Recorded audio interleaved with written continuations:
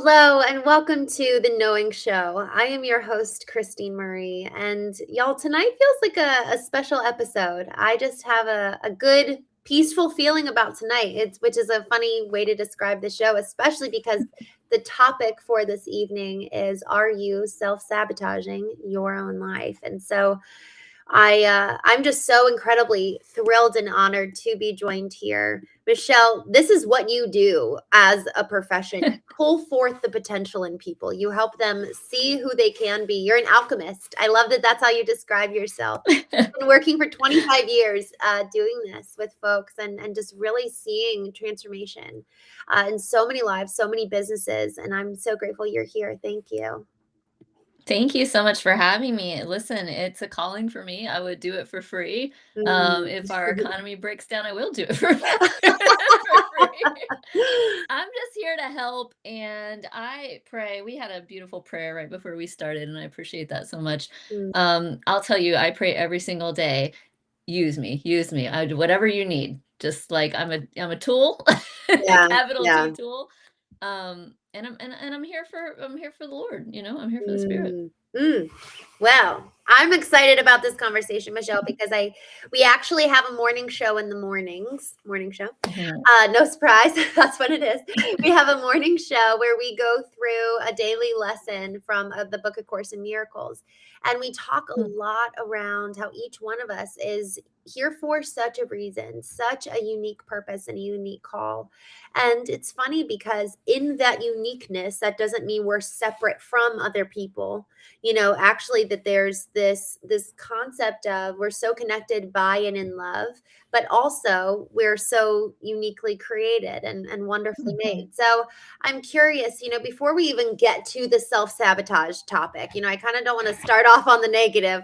I want to start off on why and how is there this belief around that I'm not really here for anything special.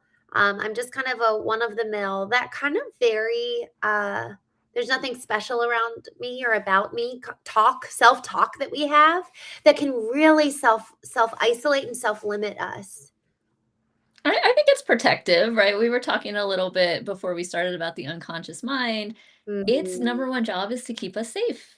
It's to keep us alive. And that's why sometimes you will jump out of the way of a bus before you even consciously realize that the bus is coming. Is the unconscious mind did its job, it kept you alive. And so it's functioning in the background all of the time. And we're happy for that. It does keep us alive a lot of the time. But it does not distinguish between physical danger, emotional danger, psychological danger. And so it builds up all of these different, very sophisticated mechanisms to keep us emotionally safe. Some of those get programmed in when we're very small by our parents and other people that are around us. And some of it is genetic. I mean, the research on trauma passed down through generations that's been coming out the past 25 years or so is fascinating. So, I mean, we can go down this rabbit hole as far as you want to go down, Christine. Well, I love that it's almost like it is a self-protection mechanism, and I'd even love to dive a little bit further into that, self-protecting us in what ways and to what extent. Well, the fear of visibility is a big one, Mhm. right? I work with entrepreneurs primarily. This is something that we need to get past almost with everybody. When you are small, if you have a big personality, you are often told by people, especially as women, right? Oh, don't do that. Oh, don't Mhm. be a show off. Don't be, don't suck up all the air in the room. Nobody likes a show off. Nobody likes that person. And you internalize that as, hey, I want to be liked. And being liked is survival for us. We don't think about this. It's like, oh, I'm a people pleaser. Why do I have the, why do I need everybody to like me? Because back in the day, and I mean like caveman day, if you were socially isolated, you were dead. You relied on your social connections to keep you safe, to make sure that we could, move as a pack, Right. that we could feed each other, that we could protect each other. And so any kind of ostracization meant danger and imminent death, and our brains still process it that way. So I was, why am Wow. I so upset that this one person doesn't like me? Well, it's because my lizard brain is saying, oh, that I'm going to die if somebody doesn't like me. So we're told, hey, nobody likes a show off.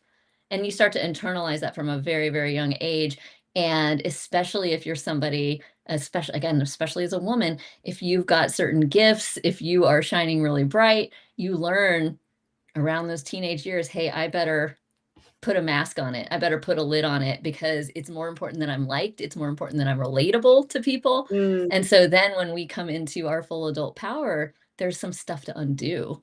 And one of those things is, I don't need to be relatable anymore, and I don't need everybody yeah, to like me. But that, it takes some work to get there, for sure. that's so good. And then what do men typically, is there a typical thing that you've experienced that men like kind of, what's their protective mechanism? Yeah, men need to be in a very specific role, right? And this is policed often by other men, although they're more afraid of women and women's reaction. And I'm generalizing, and I'm generally talking about straight men when I'm talking about this, when I'm talking about how men relate to women. So just for that caveat, but little boys are, if they're not getting it from their dads, which a lot of them do, they're getting it from the other boys at school. Oh, we've got to joke about this. We've got to talk about this. It's not okay to cry. It's not okay to be emotional. It's not okay to like have this. It's not okay to be gay. There's a lot of things that aren't okay. You got to be like this, and you have to provide and protect. And if I want to be crude about it, I'll say, you're a dick in a paycheck, right? Like that's what men are told. That's what your value is. Your value is what you can provide. Can you make a woman happy? Can you Mm, make a woman feel safe? And if you are not at the top of the pack of earners or strong, physically strong men or whatever, you are worthless. Right. And so many men are just walking around afraid that they are secretly worthless and that someone's going to find out. mm. It's just as insidious what we do to men. So men, it's effectively what they do, and women, it's if they're liked.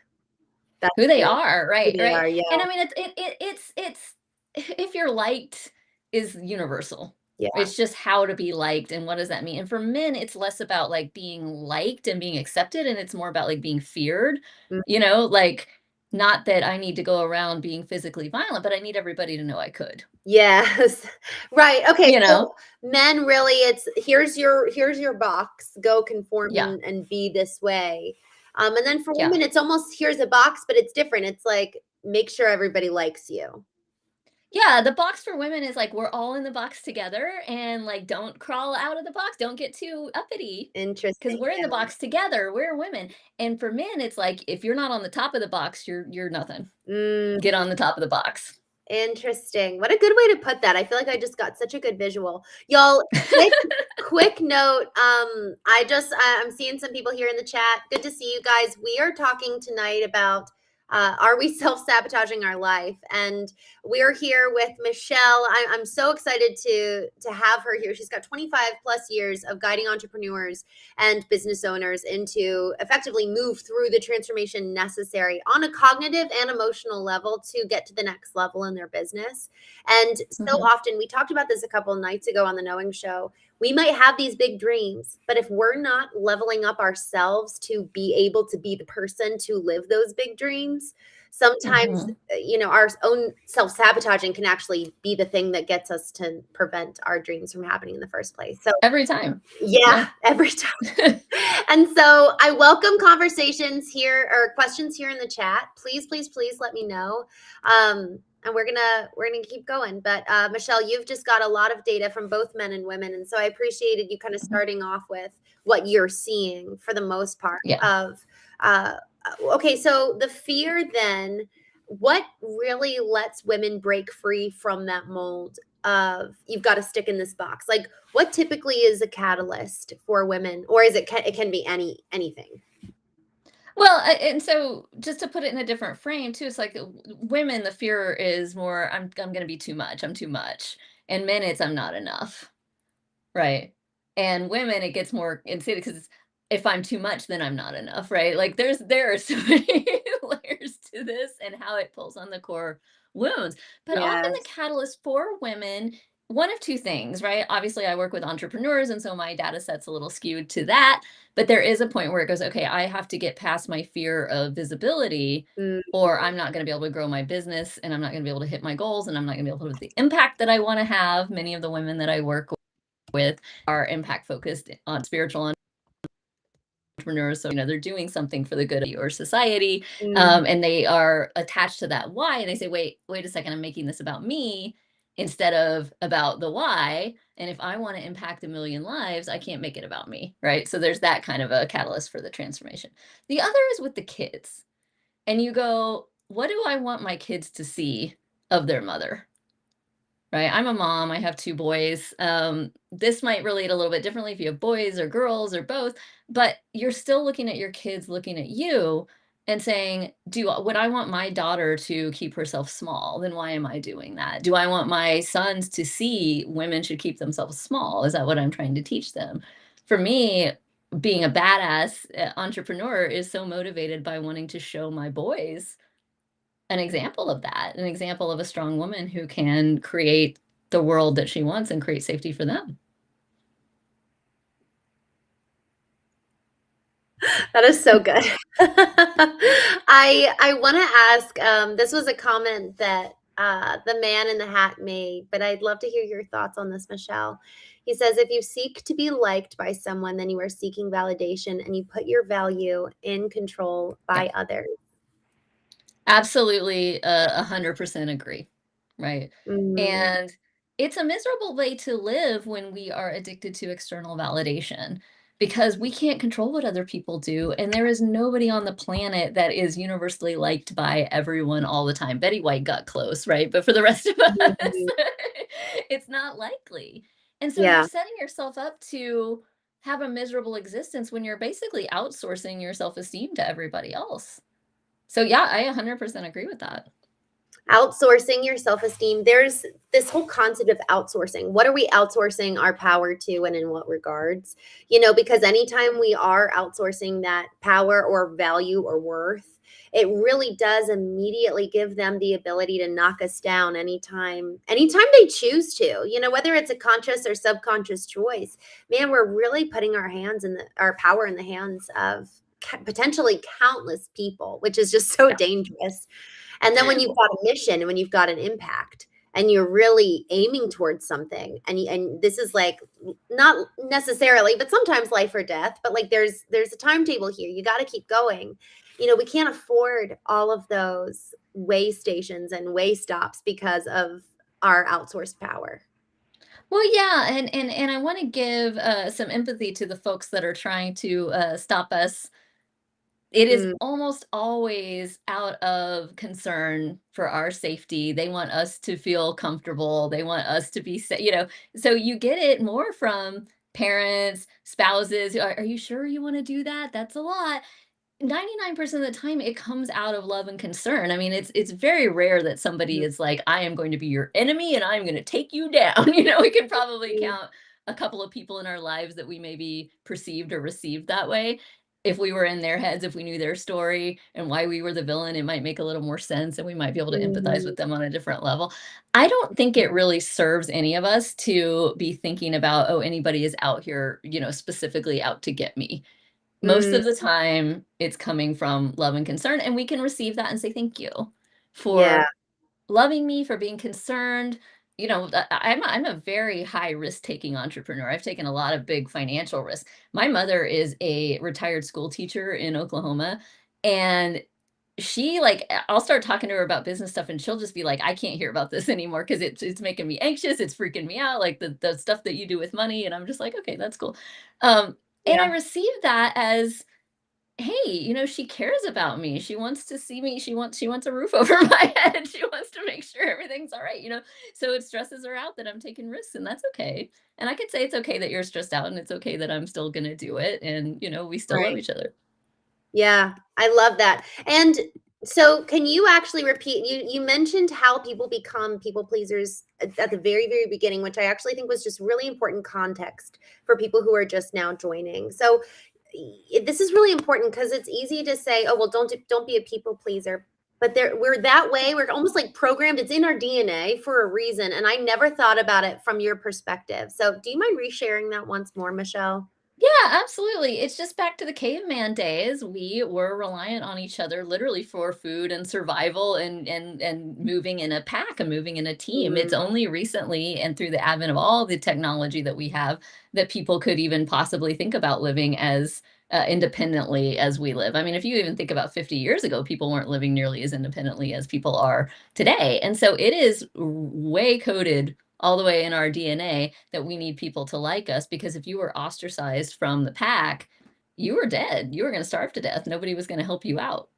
You know, a wild mm, animal was going to get you. And so when somebody doesn't like us, it fires that up in our lizard brain. We go, God, I'm going to be by myself, and a wolf's going to eat me. Right? And so, yeah, sometimes we have to sit here and go, there's no wolf. yeah. And if one person doesn't like me, thousands and thousands of people do. Like, this is not the Yes. same thing. Yeah, that's so good. And so how do you so now since we're not in caveman days, how do we kind of move away from that because it is naturally in us into so many ways even though we want to not be that way. We try to pretend maybe like we're not. And some of us really aren't, but there's also a degree of it's actually good that we care. Yeah. I think that let's also not forget that that is just part of being human and that's part of empathy is to care about what other people are thinking and how they're Mhm. doing, but to not have, DNA mindset matters. You asked, what do you mean by outsourcing? And it's kind of like I'm giving you the power over my worth. I'm giving you Yeah. the power over my value and my identity. So we're outsourcing it rather than sourcing it from within, from ourselves. Right. So to kind of take that power back, there's almost a reclamation of sorts. Mhm. And so I'd like to hear from you. C. Martin Love says, start giving yourself the specific reassurance you usually seek from others. I Yeah. love that advice. How else can people start kind of taking that power back? Did you know that you can actually just give yourself a hug? Hmm. Like, literally, if you do it right now, if you give yourself a hug, your brain and your body don't know the difference between giving yourself a hug and getting a hug from somebody else. Can you dive into that? Because that blows me away. Did you feel it when you did it just now? Yeah, well, you're right. Like I've done it only a handful of times, but man, yes. Like it really the brain and body and we literally can our brain doesn't know the difference. What is it between the past and the present? And so if we're remembering something from the past, it feels like it's reliving it today. Yeah. Yeah, and look, I'm not a doctor or a scientist. I just know how it feels when I give myself a hug, and it feels really good, and I can soothe myself that way. Um, and I don't have to go to somebody, because outsourcing isn't always negative, but I don't have to go to someone else and say, "Hey, I need a hug. Can you please give me a hug?" I can give myself a hug. Doesn't mean Yeah. hugs from other people aren't necessary or wonderful or that I don't ask for them. It just means in this moment, I am resourceful. I have the resources that I need, and I know that, and I can tap into my own resources anytime I need to. I don't need to get any of that externally right now in this very second, right? When we talk about Yes. how does it feel when we're triggered or the lizard brain goes off or somebody doesn't like us, start with your feelings are okay. Yeah. Like, it's Yeah. okay to feel anxious. It's okay to feel upset. It's okay to feel angry, right? We Mm, hurt ourselves when we are not okay with our feelings and we try to push them away and go, oh, I don't want to feel anxious. So I'm going to do anything I can do to not feel anxious. I'm going to make this person like me, which control mm, freaky, not okay, actually. But we do that. I'm going to make this person like me. I'm going to, smoke some weed. I'm going to have a drink. I'm going to do anything to kill the anxiety versus just saying, hey, I'm okay. I'm anxious and that's okay because feelings are okay. mm. And then how can I sit with my anxiety, process it, and release it so that then I can make a logical decision about what I want to do next? Because a decision made in the throes of triggered anxiety is probably not going to be the best decision for me or Right. for them or for anything. Right? Yes. That's so good. That's so good. And I'd love to dive in a little bit, Michelle. That's so helpful.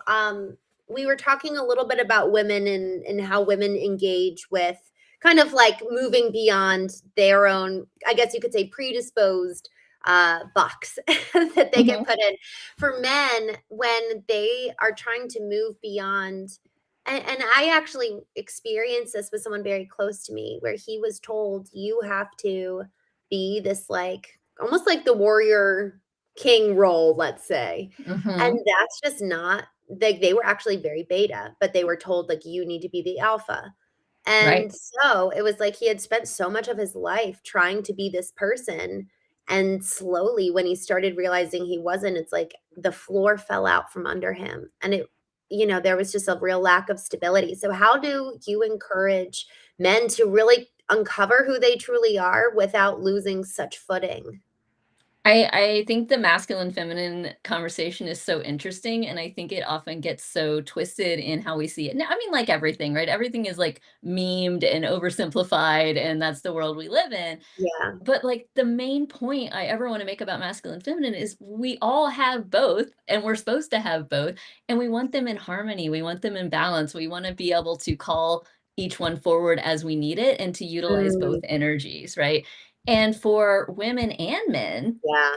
we do a lot of work with getting in touch with the feminine side because we live in a society, again, for women and men, that prioritizes the masculine and that rewards the masculine. For women, specifically at work, just because everything about how our work life is set up rewards masculine, and so women learn to be more masculine at work so that they can kind of adapt to that Yeah. and then become more masculine at home, etc.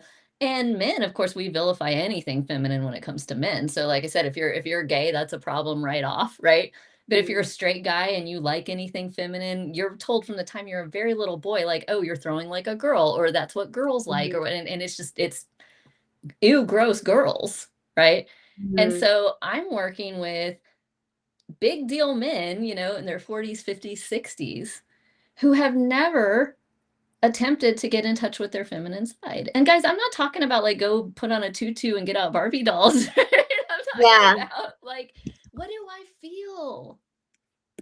Where's my intuition?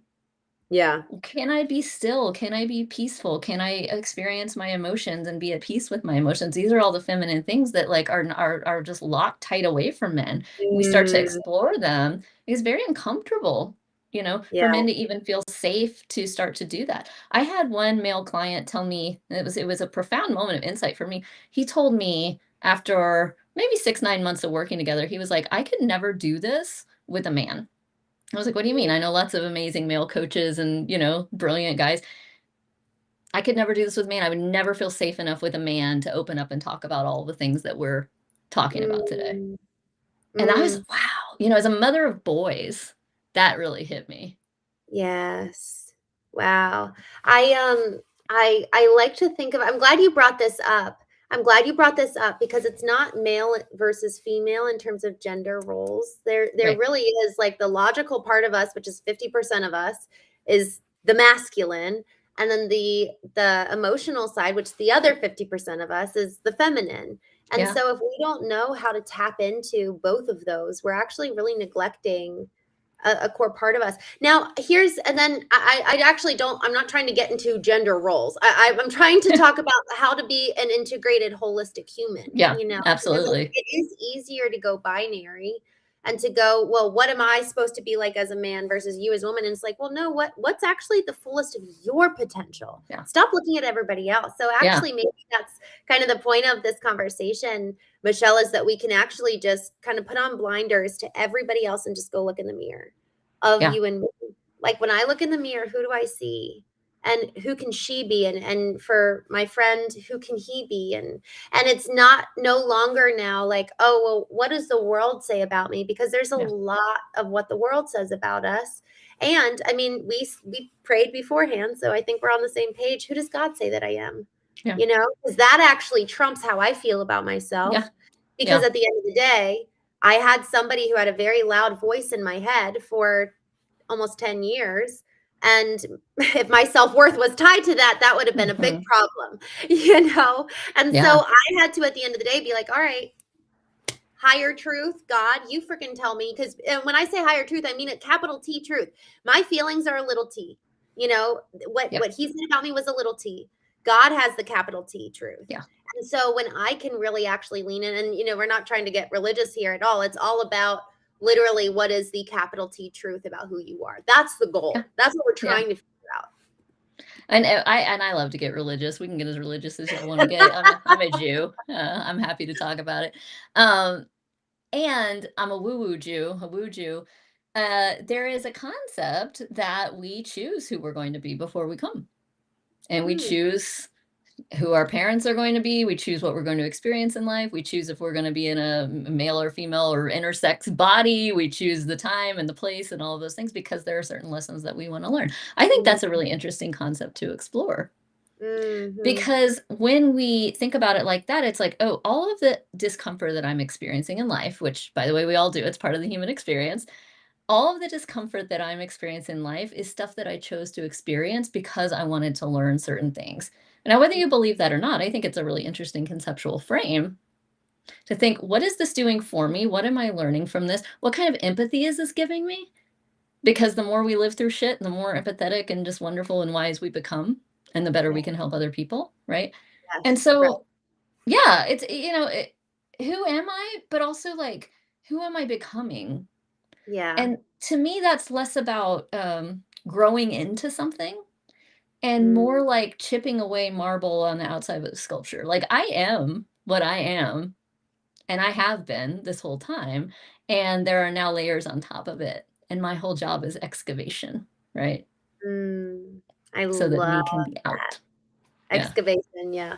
Yeah. I love to think of the analogy. You said, chipping away, and it reminds me, Michelangelo, when he was asked, "How did you create David?" He said, "I chipped away at who David was not and arrived at who David was." And Michelle, I'm curious to hear your thoughts on this. So I've had this thought that effectively the concept of knowing, right? The knowing Mhm. show. So Mhm. much of it is chipping away at who we are not to arrive at kind of the original form as Yeah. we were initially architected and designed to be. And from that point, can we then create and add to the beautiful, wonderful sculpture that we are? But the goal is creation. And Mhm. we actually do get to create. We get to literally co create with the greatest creator. And so it's not just creating in the external world, but it's also continuing to create ourselves. What do you think about that? I absolutely. I mean, I believe that we are made in the image of God. I mean, in some ways I believe that we are God, which could be a very blasphemous thing to say, but I think that we're all the same thing. Right? Mm, We're one. The universe is one thing. We are the universe experiencing itself in different forms. So when I say I chose to come here and be Michelle in this body, this beautiful, beautiful hot body, it's because I wanted as the universe to experience what it was like to have this experience versus another one. But we're all the same, and we're all coming from mhm, the same things. And if we're made in the image of the creator, that means that we are also the creator. mm, And our entire purpose is to create or, fuck around and find out, entrepreneurs, mm. right? Yeah. Oh man, it is wild to consider. Um, it's wild to consider what's really possible when it comes to creation, you know. I don't go so far as to say we are God, I but know. I can look. I can appreciate. I could tell you coming from a Christian background, and look, I grew up in the Bible Belt in southern Oklahoma. I can appreciate where you're coming from.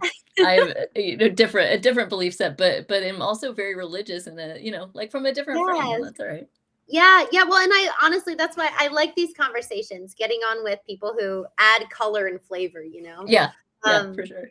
and at the end of the day, it's, are we creators? And I think the answer is yes, hardcore, yes, we're creators. And Yeah. so then the question is, are we actually giving ourselves space and time to create, or are we, to the question of the night, self-sabotaging? Well, you're And so creating either way. I mean, that's the thing that you're mm, creating either way. You're creating your reality, you're creating your experience all the time, constantly. You cannot not be creating. You are a creator. That is what you do. Now it's so what am I creating? Am I creating a life in which I feel anxious and afraid all the time? Am I creating a life of peace and beauty? Am I creating a life in which I can be calm enough that I can actually make, art, create a mm, business, something like that, like what we typically think of? But you're creating mm, all the time, right? Like your perspective is not the truth. mm, Your perspective is, a whole series of values, morals, experience, things you were told when you were a kid. It's like a windshield that you're looking through all the time. And your windshield might be yeah. red, mine might be purple. But if your windshield's red, then everything you see is red. And if mine's purple, then everything I see is purple. Neither one of us is got the capital T truth, right? Mhm. But we're creating whatever we're creating. all the time, Mhm. right? And so I think the fun part, other people might not think this is fun. I think it's fun. The excavation part is, what am I creating and why? Yes. What am I making it mean? Why does it feel good to have this experience? And as coaches, the nerdy way to say this is the secondary benefit, right? So if I come to you and I say, I want to lose a bunch of weight, like consciously, that's what I want to do. The Mhm. reality is there's a secondary benefit to me holding on to that weight. That's why I haven't lost it yet. Yes. Right? So What's the good. secondary benefit? Oh, it makes me feel safe. I was assaulted as a kid, and so now I feel like, if I am fat, it's gonna, people aren't gonna look at me like that, and I'm not, I'm gonna be safe. There's a secondary benefit to that. That's a really common one, by the way, for people Mm, that are overweight. So if you guys want some empathy for that, that's often what's going on beneath that one. Right? But mm, there's all different versions of this. If I'm somebody who can't hold on to money, what is the secondary benefit to being broke? Do I feel like, oh, every yeah. time somebody comes and saves me and buys me groceries, oh, now I know that I'm loved and I'm cared about, and that's what I need to do to know that I'm loved? There's a secondary benefit. So we've got to Mhm. explore, what am I creating and why, and what am I getting out of this? Because even if I'm having an experience that I say I don't want, if you have it, it's because you want it on some level. This is so timely. This is so timely. I love this. What is the secondary benefit? Um, so, so, so important. And I think every single one of us not needs to, gets to ask that question, Michelle, because then this is where, man, if we really want to be creating with intention a life that we choose, rather like choose intentionally, where we're actually creating with purpose and in alignment with the vision that we've set out for ourselves. Mhm. Otherwise, our subconscious, to your point, there's a secondary benefit, and usually it's rooted in something our subconscious knows, and that conscious, it like hasn't reached yet. It hasn't Oh, connected yeah. yet. No, so much of it isn't connected yet. That's why it's a fun game to try to, like, reconnect it up and understand consciously what's going on. But it always comes to the same thing, which is the Yeah. unconscious is trying to keep you safe. Yes. Always. And we can go Mhm. about it in all these convoluted routes and try to figure out, why am I doing that, or what. It all comes back to safety. Always. Mm. It feels safe. And we go so far to avoid discomfort because discomfort feels unsafe to us. But in the year of our Lord 2026, for people like you and me, the vast majority of the discomfort that we feel is not actually dangerous to us in any way. We're 100%. Yeah.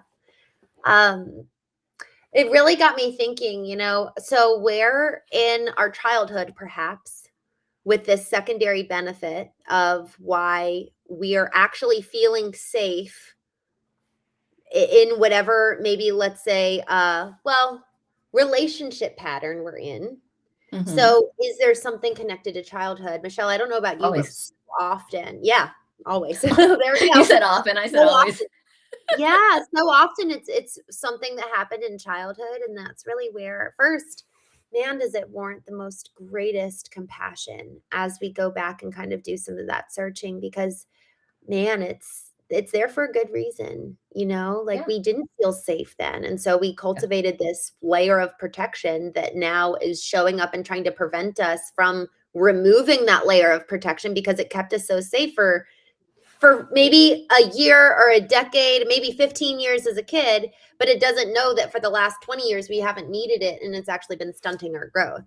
So I'm curious, how do you encourage folks to effectively confront with compassion, but still confront that part?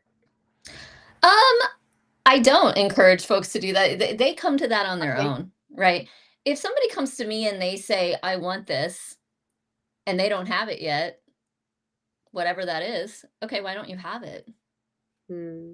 What's stopping you? What stopped you? What's blocked you? If they're not willing to go down that rabbit hole and start doing that exploration, like, I'm not the gal for you, right? I'm here for the folks who want to dig in, but I'm also not here to, like, force anybody to dig in before they're ready, right? The path is the path. Like, you're going to be ready whenever you're ready, and, like, I'm going to be here, at the right time for the right people, and I believe that deeply.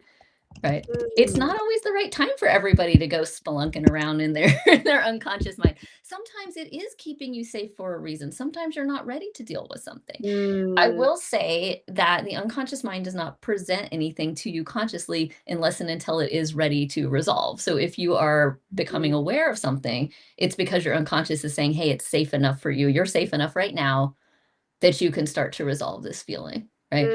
mm, We've all been in situation, at least people that are, to a certain age, we've all been in situations in our life when we were in actual danger or something really traumatic was going on in that moment. And if you'll recall to that time, that's not when you were having a big emotional reaction. That's not when you were processing what was happening, right? In that moment when you're unsafe, you're in some kind of fight or flight or freeze or fawn, or like your body is doing something that is going to keep you safe and your unconscious takes over and there's no processing. It's not until later, whether that's later that night, whether that's 3 days, 3 weeks, 3 years, 30 years later, that you feel safe, that those feelings start to come up, right? mm, Christine, have you ever had anybody really close to you pass away? mhm. Yeah. Yeah, my brother-in-law was killed, 11 years ago. Oh, I'm sorry. When that happens, there's about 3 days where everybody goes into shock and funeral planning mode. And there's a Yeah, million things to do, and everybody's trying to do that, and they're trying to help out the people very closest. So your sister, your brother, my that was sister, your sister, yeah. So you're worried about your sister, trying to help her. You're in that kind of mode. yeah, It's probably several days later that you are alone and able to process and actually start to cry and feel your feelings about it, right? mm, And for your sister, you might have seen the same thing, right? Where she went into some kind of freeze or some kind of shock. And it's several days later when you're safe enough that you feel it. And so right. that's just a good thing for everybody to know. When you're feeling a lot of big emotions, big feelings, big uncomfortable things, it's because you're safe. Mm. I love that perspective, Michelle, because actually, someone said this to me. She said, when you're in a relationship and you actually do feel safe enough, you're going to have old wounds come up Yeah. because you feel safe enough to confront them. Yeah, there's again like the memification of everything.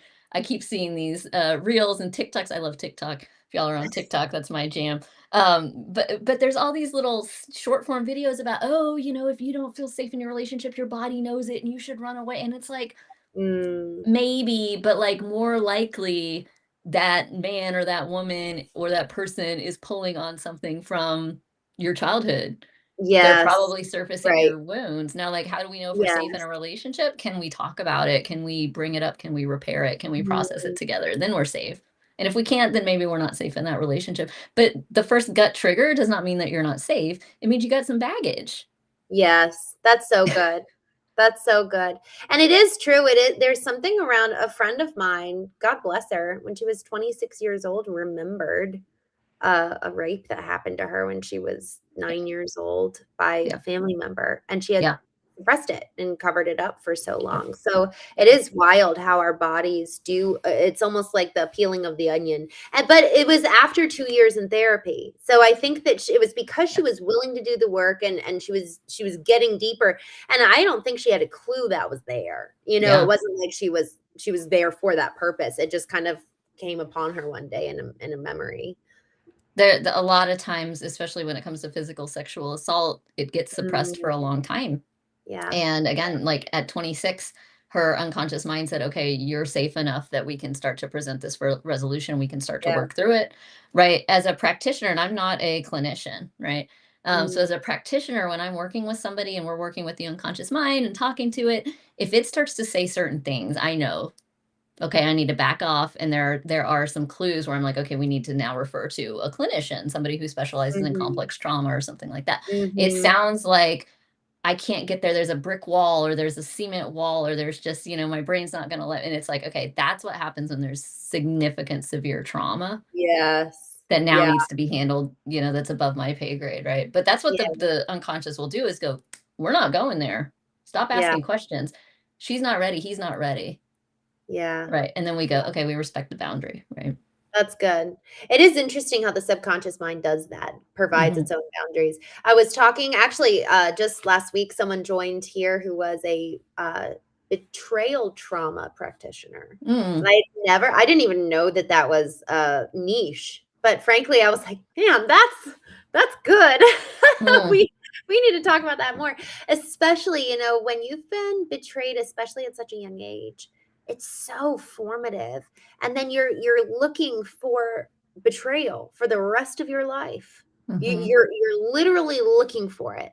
mhm. Um, and it's interesting because it really talk about self-sabotage, that how much could the subconscious in looking for, because I've heard it, what is it, you'll find what you're looking for. And Absolutely, so yeah. if you have a narrative about yourself that's been cemented from an early age, or even just an experience, everyone who loves me leaves me. Yep, That's what I saw my dad do. My mom died. And yep. so, what, for whatever it is, my parents are both living.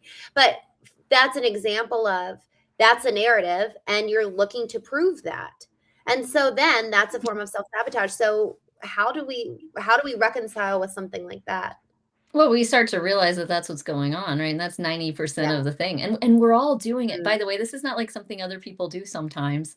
This is something we all do. We all have a lens that we're looking through. So that might be a betrayal lens of everybody betrays me and everybody leaves me, and so that's what I see because that's what my lens is like. But just because my lens isn't that color doesn't mean my lens doesn't have its own colors, right? None of us are seeing yeah. objective reality. Sometimes Mhm. when I'm teaching this, I'll talk about different animals too, right? Mm, It's like we are humans and we have a way that we see the world, but it's not the way a snake sees the world. Snake sees infrared. We don't see that. We don't mm. hear things that a dog hears. If a fly flies in here, a fly sees 1,000 of what I see. We're actually upside down. Did you know that we're upside down and we flip everything right side up for ourselves, but we're like stuck to the bottom of the earth like this. And that is such a psychologically disturbing thought that our eyes and our Yes. brains flip everything upside down. So we're seeing everything upside down all the time. But we all have a limited perspective because my perspective is limited to how my eyes work, how my ears work, what I can take in, even just physically, right? Kind of like if your computer was running Windows 95, it could only do things that Windows 95 could do, Mm. Yeah. right? Mm, It's we're limited in our capacity, and then you add on the emotional, the psychological on top of that, you're seeing this mm, much of reality at any given time. mm. And we can choose to see like our capacity is to be like, do I want to see this much or this much or this much? It's not like, can I see it all? No, you can't. Yeah. You're a human. I want to ask you a quick question, kind of toggling back to what we were talking about earlier, because The Mandalorian asked this question a little bit ago, and I just thought it was so, so, so good. And so I want to make sure that we ask this. They say, but what should we create? So let's say that we do the work to recognize, okay, if I'm self-sabotaging. Okay, now what? What's instead of that? What do you think you want? Mm, You know? And so if you say, I don't want to feel anxious anymore, that's a moving away from anxiety. More powerful is going to be a move toward, I want to feel peaceful. mm, Okay, I yeah. want to feel peaceful. What would I need to feel peaceful? What would I need to feel safe? Okay, what would I need to feel safe? And then listen to the unconscious because it might pop something up from a child part that says ice cream. I want a chocolate ice cream. And if it says I want a chocolate ice cream, go fucking get it an ice cream. We don't trust ourselves anymore because we dismiss those parts of ourselves constantly. You talk about parenting yourself or parenting your inner child. It's Yeah. just like the same as like if you have a little kid and you're at Target and they put the candy bars right at the eye level of the little kid. And the kid Mhm. says, I want a candy bar. And you go, not now. Like, we're leaving. And you drag the kid out. That kid is going to scream for the next 3 hours. But if you get down on the level with that kid and you go, hey, I hear that you want a candy bar. I appreciate that. Candy bars are delicious. We're not going to do that right now, but we'll get you some ice cream after dinner. Are you okay with that? And I go, yeah, cool. Mhm. The kid's going to be fine. Everybody's going to be fine. All parents know this from experience, right? But Yeah. what do we do to ourselves when these things pop up? We go, no, you can't have that. It's not time to think about that. I'm supposed to be on a Zoom in 5 minutes or like whatever. The kids need to be fed, whatever. Right. Mm, And we just push it, push it, push it, push it away. And so what do we learn? I can't trust me. I can't trust Right. me to take care of me. I can't trust me to give me what I want. I can't trust me to keep myself safe. And I can't trust myself to find peace. And then we go, why am I anxious all the time? Mm, And then we go, if we're unhealed, we go, it's because you are making me anxious. mm. You being whoever else is in the room with us at the time. Yeah. And I just want to take a quick moment, Michelle, because I actually think it's funny when you gave that analogy, some folks here in the chat did not like that. And I want to just take a Sorry, moment. Kat. It's well, you know what's funny? I think that we've never been taught how to really take care of ourselves Yeah. in a way of like you're talking about that little urge or that little voice. And I want to just kind of sit with this. So y'all, I'm curious to hear your thoughts because I am reading the chat here.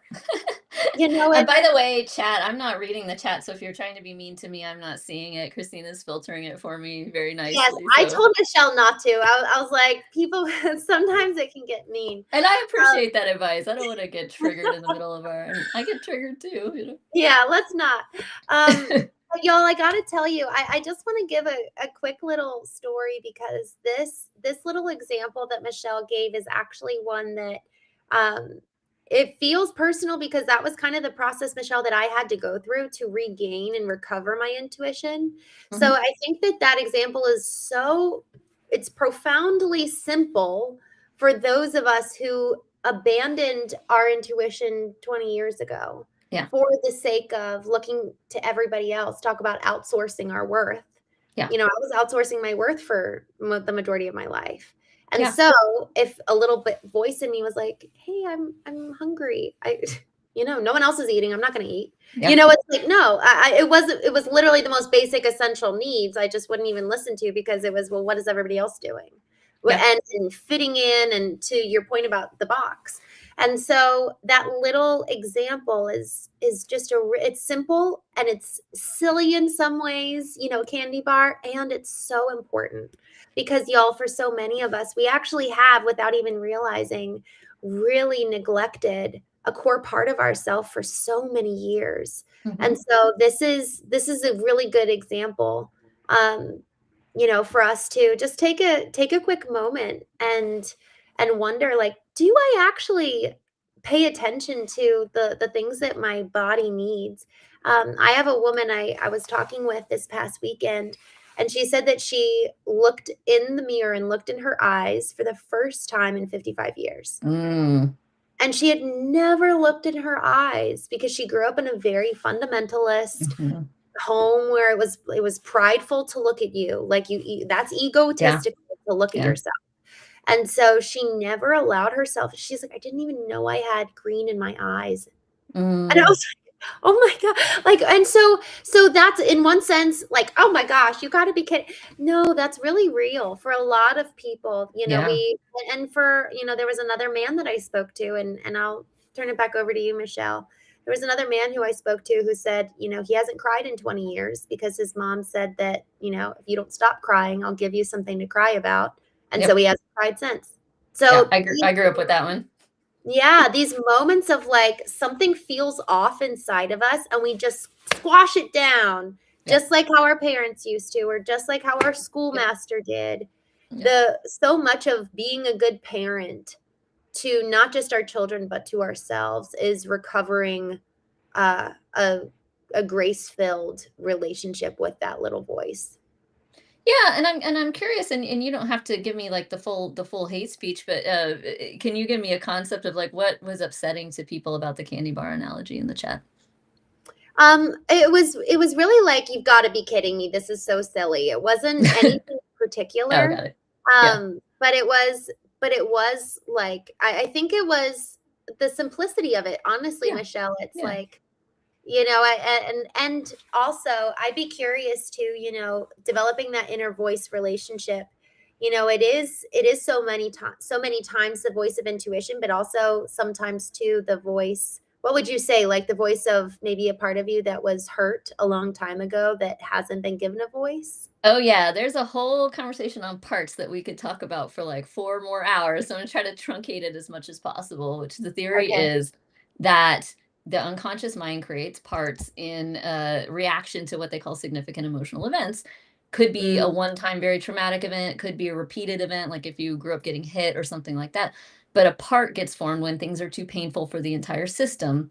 A part gets formed to hold that particular piece of baggage because it's your unconscious mind's way of saying, hey, we're going to protect the whole system from this. This one part can go over and hold it. And depending on when that thing happened, that's the age of the part. So if something very traumatic happened when you were 3, for instance, you might have a mm, 3-year-old part that's holding on to that. It's doing its job. It's keeping the rest of the system safe from whatever that trauma baggage was, but it is still a 3-year-old. And so it acts like a 3-year-old. It thinks like a 3-year-old. It has the logic of a 3-year-old. And when it's reminded of that trauma, so when something else happens to you in your experience as an adult that triggers that same trauma, that part says, my time to shine, everybody get out of the way, I'm taking over now. And it comes up, and that's why sometimes we're seeing someone in a situation where, okay, why are you acting like you're 5 all of a sudden? yeah. They might be 5 in that moment. There might be a 5-year-old part that has now Yes. come up and is taking over. When we're doing deep trauma work, a lot of the work is about reintegrating these parts, allowing parts to say, hey, you did your job for a long time. Are you okay Mm, reintegrating now? We don't need you anymore at this age or this stage or whatever. And there's so much. This goes so so long and so far, right? yes. Yeah. The extreme example of this is what we now call dissociative identity disorder. We used to call it multiple personality disorder. They've Mm, updated the name. But that's where the trauma is so severe that somebody actually splits into like a whole different person that's not even conscious of the first person. So I'm Susan right now, or I'm yes. Jeff. Right. But that's what Wow. that is. It's a trauma response. That one's an extreme trauma response. For the Mm, rest of us, we have parts.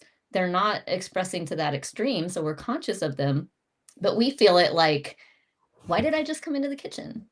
yes.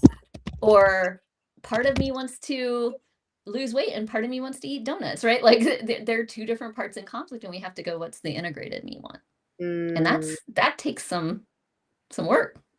that's so good. That So really does it's work. Well, it's a simple example to talk about the candy bar thing, but Yeah. usually we have dominant parts, we have protective parts, and so when we're saying we're stamping out emotions, what's really happening is our protective parts are going, everybody else shut up, like I'm the one in charge. And so Mm, you don't get to express, you little 3-year-old part that wants a candy bar, go away. We're not mm, getting a candy bar. Just like a parent that says, no, absolutely not. And we're not even going to talk about it and whatever. Right. mm, That's what we're doing to ourselves instead of saying, hey, what's that about? Why do I want that? Why do I mm. want that? Why do I want Why that do if I it's want if that? it's antithetical to my stated goals? Maybe I have some stated health goals and candy bars aren't on the plan. So then why Mm, do I want that? It's really important to start to explore that. mm. I love that. I think our wonderful friend Robert is here. Oh, hey. He says he says the Lexus agency, which is his agency, right? Yeah. Yeah. Yeah. Robert, we love you. He says people confuse complexity with sophistication. Hmm. Examples included elegance is knowing how to communicate ideas in the simple ways to the simple Hmm. reality we all live Yeah. in. Yeah. Beautiful, Beautiful, Robert. I said. I know. I was like, this is beautiful. Then I was like, oh, it's Robert. It's Robert. Of course, it's It's beautiful. Robert. Um, I I I know that we're so close at time. How are you doing? I'm doing great. I mean, I could do this all night. You have to tell me when to stop. Are you good with another question? Yeah, yeah, yeah, of course.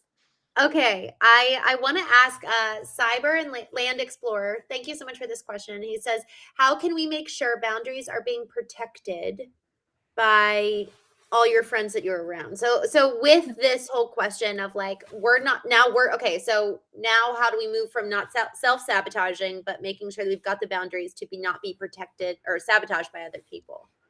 Yeah.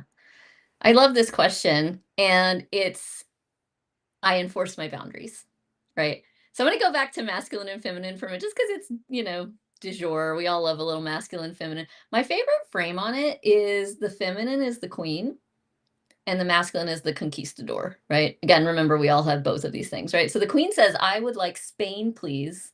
And the conquistador says, I am going to go get Spain for you, my queen, and I will bring you back Spain. And then I will kiss your hand and say, I have delivered Spain to you, right? And I will protect you and I will die for you and all this stuff. And the queen just sits and says, here's what I want. Right.